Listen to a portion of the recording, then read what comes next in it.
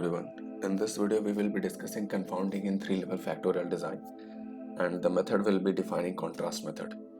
We have already discussed confounding in 2-level factorial design, and because it is inevitable, how can we control it and minimize our loss? We discussed in 2-level factorial design that when the number of factors are large and the number of treatment combination becomes too many, it becomes very difficult for us to make the observations on all the replications under uniform condition. Even if there is single replication and the number of factors are large, then 2 raised to k could be a very large number, and it may not be possible for us to make all the observations under uniform conditions. Therefore, we try to group the treatment combinations in blocks, and each blocks run under uniform condition.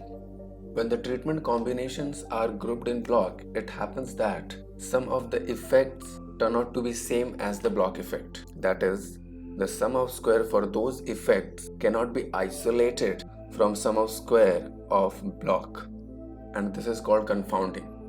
That is, that particular effect got confounded with the block effect. Now let us discuss confounding for 3-level factorial design. Now, even when a single replicate of a 3 raised to k design is considered, the design requires so many runs that it is unlikely that all the 3 raised to k runs can be made under uniform conditions. Thus, grouping of treatment combinations become necessary so that each group can be run under uniform conditions. Consequently, some of the effects get confounded with the block effect. Now, if the situation is inevitable, that is, we cannot prevent it from happening, then why not try to control it? Because when an effect get confounded with the block effect, it means we are losing the information on that effect, and if the information loss on some of the effect is bound to happen, then why not lose information on those effects which we think from our experience that may be insignificant. And it has been observed by statisticians from practice that usually higher order interactions are insignificant. Therefore, now the task is to group the treatment combinations in blocks such that a desired effect gets confounded with the block effect. Like we discussed in 2 raised to k design, number of treatment combinations 2 raised to k can be grouped in 2 raised to p blocks, where p is the number of effects which are chosen to confound with the block effect. The 3 raised to k design also similarly may be confounded in 3 raised to p incomplete blocks, where p is less than k and actually p is the number of effects that we choose to confound with the blocks. You must note that this is a very common way of saying that the 3 raised to k design or the design is confounded with the blocks. But you should always keep in mind that it is some effects which are confounded with the blocks, and the treatment combinations are grouped in the blocks. Thus, these designs may be confounded in 3 blocks. If we choose p equal to 1, that is, one effect is chosen to confound it with the blocks, or 9 for p equal to 2 if 2 effects are chosen to confound with the blocks, and so on. The meaning of this is actually, by choosing p effects to be confounded with the blocks, we can generate 3 raised to p number of blocks, and the treatment combinations, the 3 raised to k treatment combinations, can be divided equally in these 3 raised to p blocks. And because these blocks do not contain all the treatment combinations, we call them incomplete blocks. So let us now discuss the defining contrast method of constructing the blocks for 3-level factorial design. So we'll start with 3 raised to k factorial design grouped in 3 blocks. Suppose that we wish to confound the 3 raised to k design in 3 incomplete blocks. These 3 blocks have 2 degrees of freedom among them. Thus, interactions accounting for 2 degrees of freedom must be confounded with the blocks. Recall that in 3 raised to k factorial series, each main effect has 2 degrees of freedom. Furthermore, every 2-factor interaction has 4 degrees of freedom and can be composed into 2 components of interactions. For example, AB and AB square are 2 components of the interaction AB, each with 2 degrees of freedom. Every 3-factor interaction has 8 degrees of freedom and can be decomposed into 4 components of interaction. For example, if we consider the interaction ABC, then its four components are ABC, ABC square, AB square C, and AB square C square. And each of these components has 2 degrees of freedom. So therefore, it is convenient to confound a component of interaction with blocks. Because if we confound a component, then a component has 2 degrees of freedom, and we also know that between the 3 blocks there is 2 degrees of freedom. So those 2 degrees of freedom will be accounted for by the component if it is confounded with them. So before discussing the general theory of 3-level factorial design in 3 blocks, let us discuss one example and then we will generalize it to the theory. So let us take an example of 3 raised to 2 design in 3 blocks. Now in 3-level factorial design, the interaction AB is the highest interaction that one can have. And it has 2 components, AB and AB square. So we can confound any one of them. So for example, let us consider in this particular case, we choose AB square to confound. So the defining contrast which will be used to group the treatment combinations in 3 blocks is L equal to x1 plus 2x2. The defining contrast is actually the linear combination of the levels of the factors of the interaction chosen to be confounded. So here the interaction chosen to be confounded is AB square and the 2 factors are A and B. We choose x1 as the variable to denote the levels of A and x2 denoting the level of B. Then the linear combination of x1 and x2 defines our defining contrast, which is L equal to x1 plus 2x2, and the coefficients of x1 and x2 are actually the power of the factors in the interaction. Now A has power 1, so coefficient of x1 is 1, B has power 2, so coefficient of x2 is 2. Now we know that x1 and x2 both can assume values 0, 1, 2 because the factors A and B both has 3 levels and those are denoted by 0, 1 and 2.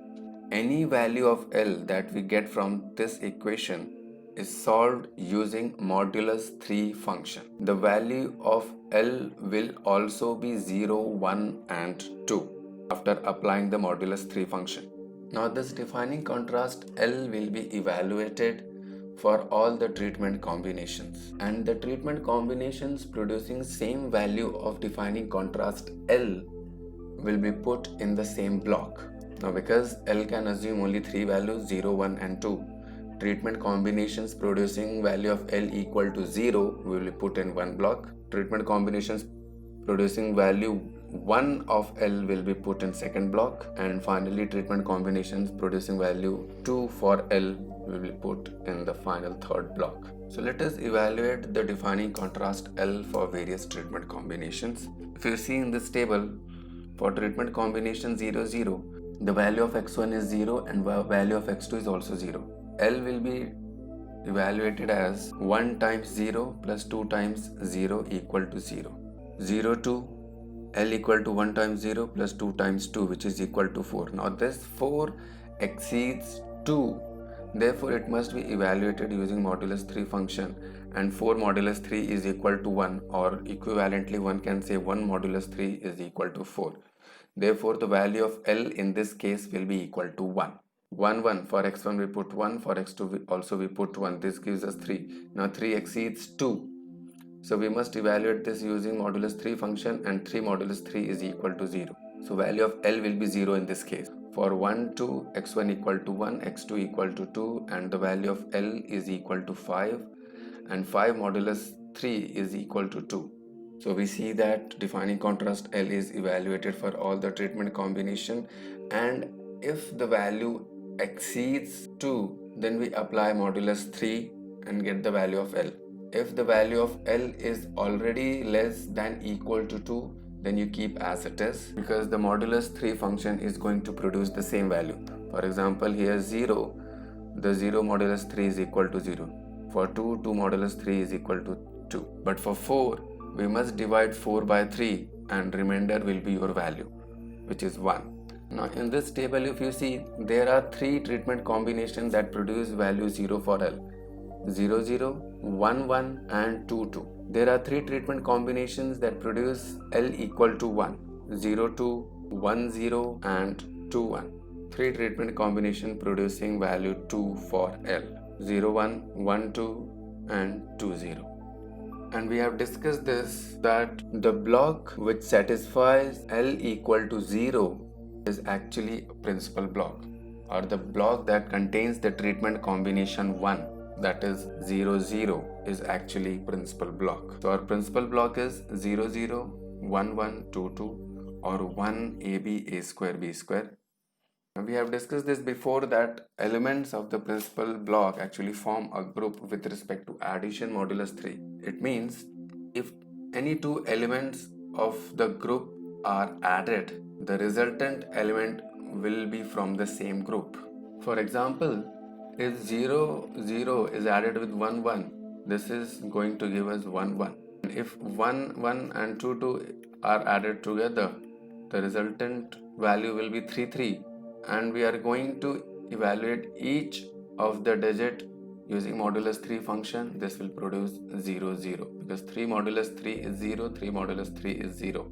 If you add an element with itself, it still produces an element of the same group. For example, 1 plus 1 is equal to 2, 2. 2, 2 plus 2, 2 is equal to 4, 4. Each of the digit will be evaluated using modulus 3 function and this will give us 1, 1. Alternatively, this group theoretic property of the principal block can be demonstrated like this. AB into A square B square is going to give us 1 because this will be A cube into B cube, and now we have to evaluate power using modulus 3 function because the power is 3 for each. So 3 modulus 3 is going to be 0. So power for each is going to be 0. So it gives us the element 1. Or A square B square, if multiplied with itself, it is going to give us AB. The treatment combinations in other two blocks can be generated by adding an element which is in the new blocks or which is not already in the principal block to all the elements of the principal block. Now that we have the principal block, we know what are the elements which are not there in the principal block. So you choose one element from among those and add that element throughout all the elements of the principal block, and that will generate another block. For example, we know that 1, 0 is not present in the principal block. So if we add 1, 0 to all the elements of principal block, we will see that 0, 0 plus 1, 0 is equal to 1, 0. 1, 1 plus 1, 0 is 2, 1 and 2, 2 plus 1, 0 is 0, 2. So now the three new elements that we have found are 1, 0, 2, 1 and 0, 2. And this will produce our new block, which we can name as block 2. Alternatively, if we are using the small case Latin letters, then we know this is our principal block and I denote it as block 1. Then block 2 can be generated by multiplying this principal block with an element which is not already there. So let us multiply it with A, which is not already there. And the elements of block 2 will be 1 into A equal to A, AB into A equal to A square B, and A square B square into A equal to A cube B square. Now this power of A becomes 3, so we must evaluate it using modulus 3, and it becomes A raised to 0 B square, which is equal to B square.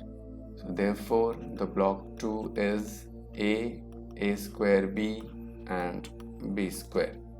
Now we know the element B is not there in B1 or B2. So we can multiply the block 1, that is the principal block, with the element B and we can get the third block. But we also know the third block is the only block which is left. So obviously all the elements which are yet to be assigned will be put in the block 3, and the elements which are yet to be assigned are B, AB square and A square B.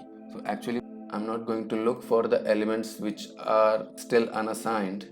I simply multiplied the principal block with the element B and I got my block 3. So we have constructed all the 3 blocks of a 3 raised to 2 factorial design. Note that we actually chose AB square, the component AB square, to confound with the block, and component AB square is actually representative of the interactions AB square and a square b. So therefore both of the interactions ab square and a square b will be confounded with the blocks. So let us extend this concept to the general 3 raised to k factorial design, which is to be grouped in blocks. We know that the 3-level factorial design can be grouped in 3 raised to p blocks, and in this particular case we are discussing for 3 blocks. So p must be equal to 1. That is, we must choose a single interaction component of 2 degrees of freedom to generate the 3 blocks. The general form of the associated defining contrast will be L equal to alpha 1 x1 plus alpha 2 x2 plus so on up to alpha k xk, where alpha I represents the exponent of the ith factor in the effect to be confounded, and xi is the level of the ith factor in a particular treatment combination for which L is to be evaluated. Now what is the meaning of this? Let us understand this. If it is 3 raised to 4 design, then the defining contrast will be L equal to alpha 1 x1 plus alpha 2 x2 plus alpha 3 x3 plus alpha 4 x4. If we want to confound interaction a b square c square d, then defining contrast will be L equal to x1 plus 2x2 plus 2x3 plus x4. As alpha 1 is equal to 1 because power of a is equal to 1, alpha 2 is equal to 2 because power of b is 2, power of c is 2, so alpha 3 is equal to 2, and power of d is 1, so alpha 4 is equal to 1. Let us take another example. If we had to confound b square d, then L would be x2 plus 2x3 plus x4. So alpha i's are the exponents of the factor in the interaction which is to be confounded, and xi's are the levels of the factors in the treatment combination for which L is to be evaluated. For the 3 raised to k series, we have alpha equal to 0, 1 or 2, with the first non-zero alpha being unity. So we know that the coefficients or the power of the factors in the interaction can be either 0, 1 or 2.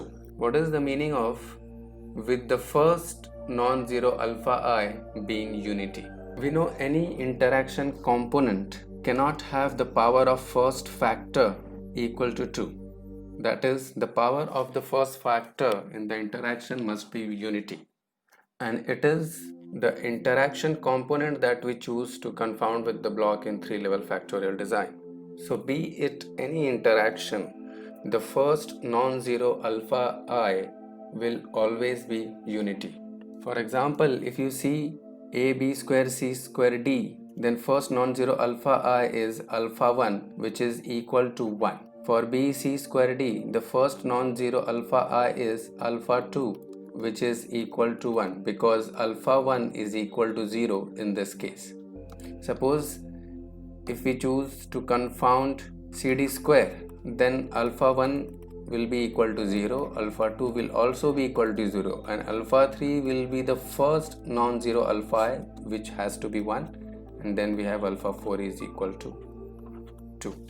The treatment combinations in 3 raised to k design are assigned to the blocks based on the value of L mod 3. So we know, as we discussed in the example, that L can assume only 3 values, or in other words, L mod 3 can assume only 3 values, which are 0, 1, 2. So the treatment combination producing value 0 of L mod 3 will be put in one block. Those treatment combination producing value 1 for L mod 3 will be put in another block, and treatment combination producing value 2 for L mod 3 will be put in one separate block. So this way we will be having our 3 unique blocks. The treatment combination satisfying L equal to 0 mod 3 constitute our principal block, and this block always contains the treatment combination with all the factors at level 0. So this is the general theory of grouping the treatment combinations of 3 raised to k factorial design in 3 blocks. So now we start with 3 raised to k factorial design in 9 blocks, that is 3 square blocks. And here we will first start with the theory, because you just saw the general theory of 3-level factorial design in 3 blocks. It will be easy for you to relate the theory for this case. So as we need to conduct the experiment in 3 square equal to 9 blocks, so these 9 blocks actually account for 8 degrees of freedom between them. because the value of P is equal to 2 in this case. So we have to choose two components each of 2 degrees of freedom to confound.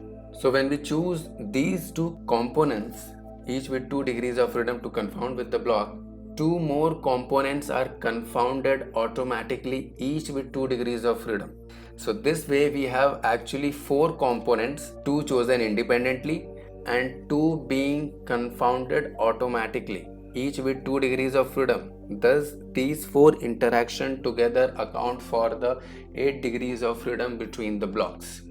For instance, if suppose P and Q are the two interactions that we have chosen, then P into Q and P into Q square will be our two generalized interactions confounded automatically. Now to group the treatment combination, we need two defining contrast. Actually, using any two out of these 4, we can construct two defining contrast which will be used to construct the 9 blocks, and the two defining contrasts will be L1 equal to alpha 1 x1 plus alpha 2 x2 plus alpha k xk, and L2 beta 1 x1 plus beta 2 x2 so on up to plus beta k xk, where alpha I and beta I are the exponents of the first and second interaction components respectively, with the convention that first non-zero alpha I and beta I are obviously unity. Now since L1 mod 2 and L2 mod 2 both can assume values 0, 1, 2, they are going to compose 9 possible values for the pair L1, L2. The 9 pair of values will be 0, 0, 0, 1, 0, 2, then 1, 0, 1, 1, 1, 2, and then 2, 0, 2, 1, and 2, 2. And the treatment combinations producing same value for the pair L1, L2 will be assigned to the same block. The principal block consists of treatment combinations satisfying L1, L2 equal to 0, 0. And as we discussed previously, that elements of the principal block form a group with respect to addition modulus 3. In this case also, the principal block will be possessing the same property.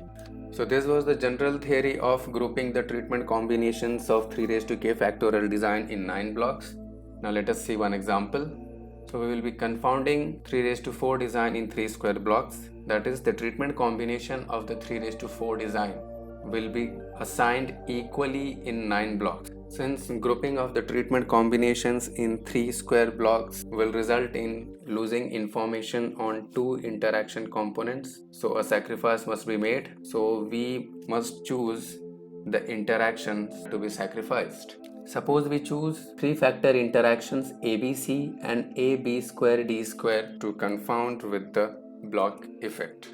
Then as we discussed, if P and Q are the two interactions confounded in 3-level factorial design, then PQ and PQ square will be another 2 interactions that will be confounded. So if I treat ABC as P and AB square D square as Q, then P into Q will give AC square D and PQ square will give me BC square D square. So apart from ABC and AB square D square, AC square D and BC square D square will also be confounded with the blocks. The defining contrast for ABC and AB square D square are L1 equal to x1 plus x2 plus x3, x1 plus 2x2 plus 2x4 is defining contrast L2. So now let us see the partitioning of treatment combinations in 9 blocks. Here we are. These are the 9 blocks. If you see, the first block correspond to the value of defining contrast L1, L2 equal to 0, 0. Then block 2 correspond to 0, 2. Block 3 correspond to 2, 2, and so on. Let us evaluate couple of treatment combinations and see what value of L1 and L2 they produce and to which block they are assigned. Our confounded interactions are ABC and AB square D square.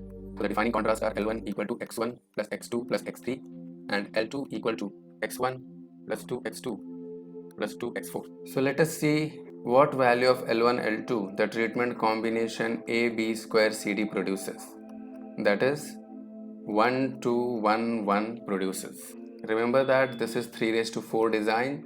So all the treatment combination expressed digitally will contain 4 digits exactly. So L1 is equal to 1 plus 2 plus 1 because x1 is equal to 1, x2 equal to 2 and x3 is equal to 1. There is no term for x4, so we will not feed for x4. So value of L1 is equal to 4.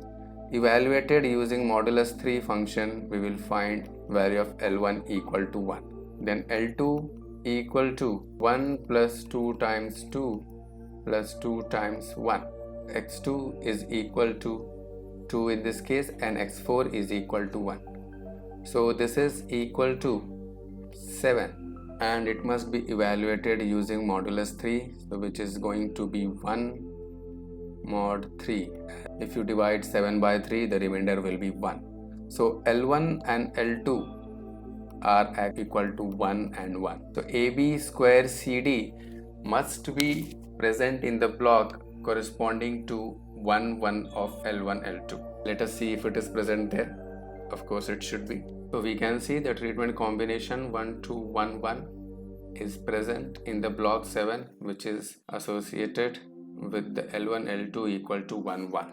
Now this procedure of constructing the block definitely looks tedious because there are 81 treatment combinations which are to be evaluated and then assigned in 9 blocks. So this procedure can be actually made easy if you have the knowledge of group theoretic property of principal block. If you can find somehow just K minus P equal to 2 treatment combinations of the principal block using the defining contrast, then the entire principal block can be generated using group theoretic property. And once you have principal block, then other blocks also you can generate easily. To understand this, suppose the treatment combination 0 1 2 2 and 1 1 0, which we name as T1 and T2, are found using the defining contrast. Then the linear combination of T1 and T2, lambda 1 T1 plus lambda 2 T2, will give us the other treatment combinations of the principal block, where lambda 1 and lambda 2 both can assume values 0, 1 and 2. So if lambda 1 and lambda 2 both are 0, then obviously this combination will be 0 times T1 plus 0 times T2, and this will produce the treatment combination 0 0 0. One thing before finding the other treatment combination, I would like to mention the 2 treatment combination that you choose to produce the other treatment combinations of the principal block must be independent. That is, one treatment combination cannot be derived from the other treatment combination. For example, if it is 0 1 2 2, then other treatment combination cannot be 0 2 1 1 because this is simply 2 times T1. Similarly, you cannot choose 2 times T2, which is 2 2 2 0. So you have to choose the 2 treatment combinations such that they are independent, that is, one cannot be derived from the other. So now let us find other treatment combinations. So if I take lambda 1 equal to still 0 and lambda 2 equal to 1, then it is going to give us 0 times T1 and 1 times T2, which is obviously T2, then 0 2, then 0 times T1 plus 2 times T2 will produce 2 2 2 0. Then lambda 1 equal to 1, lambda 2 equal to 0 will produce 1 times T1 plus 0 times T2, which is equal to T1. And for lambda 1 equal to 1 and lambda 2 also equal to 1, the linear combination will be T1 plus T2, which will be equal to 0 1 2 2 plus 1 1 1 0, which is 1 2 3 2, which is equal to 1 2 0 2. For 1 2, it will be T1 plus 2 T2, which will be 0 1 2 2 plus 2 2 2 0, which will be equal to 2 3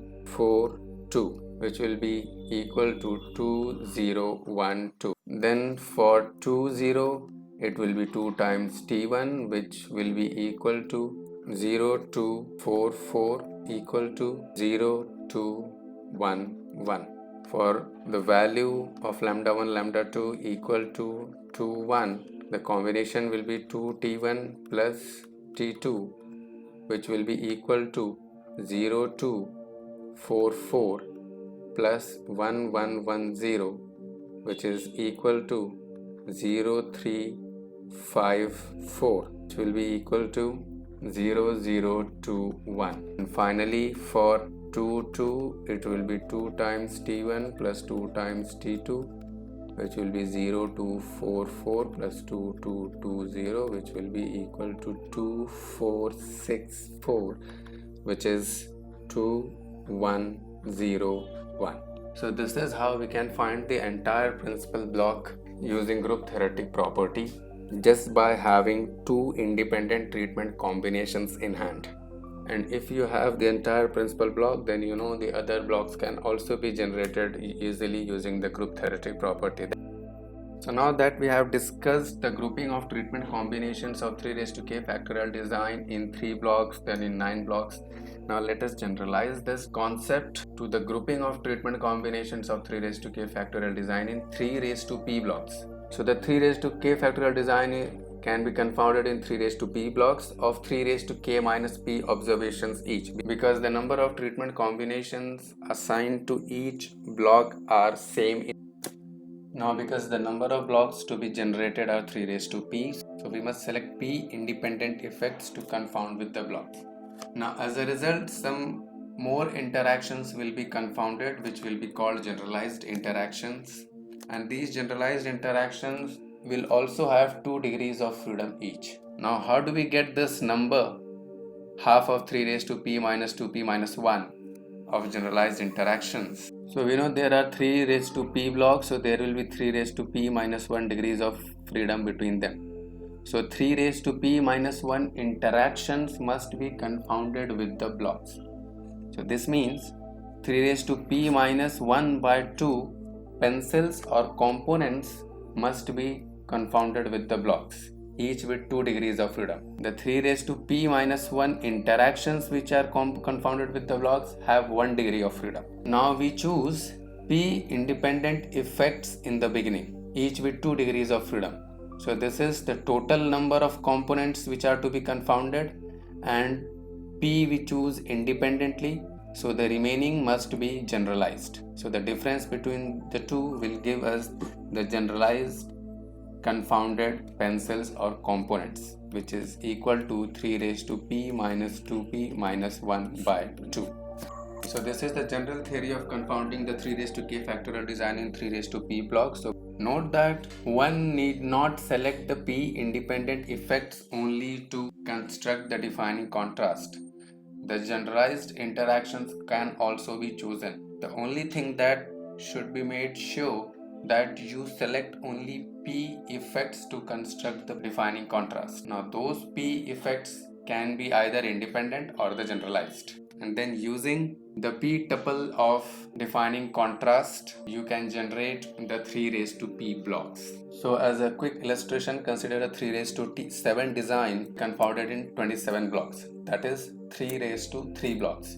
So the value of p is equal to 3, so we must select 3 interactions independently to confound with the blocks, and then some other interactions will also be automatically confounded, which will be called generalized interactions. So suppose we choose AB C square DG, BC E square F square G, and BD E F G to confound with the blocks. So these 3 interactions or pencils are chosen independently. They have 2 degrees of freedom.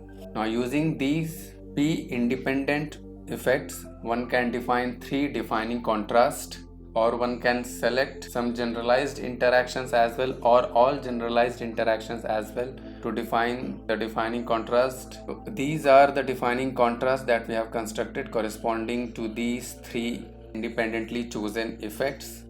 The triplet L1, L2, L3 can assume 27 values, as each Li can assume 3 values 0, 1, 2. And obviously then treatment combinations producing same value of the triplet L1, L2, L3 will be put in the same block. And the treatment combinations that produce the value of L1, L2, L3, all 3 equal to 0 will constitute our principal block. So let us see the other 10 effects which are confounded with the blocks. So if I suppose name the 3 effects that we have chosen independently as P, Q, R, then first one is P into Q, then P into Q square, then P into R, then P into R square, Q into R, Q into R square, then P, Q, R, P square QR, PQ square R, and then PQR square. This way you will have your 10 generalized interactions, each with 2 degrees of freedom. So these 13 effects which are confounded, 3 independent and 10 generalized, are actually accounting for 26 degrees of freedom between the 27 blocks. So this is definitely a huge design with 3 raised to 7 equal to 2187 observations arranged in 27 blocks, each of 81 observations. In our next video, we will be discussing the confounding in 3-level factorial design using Das method.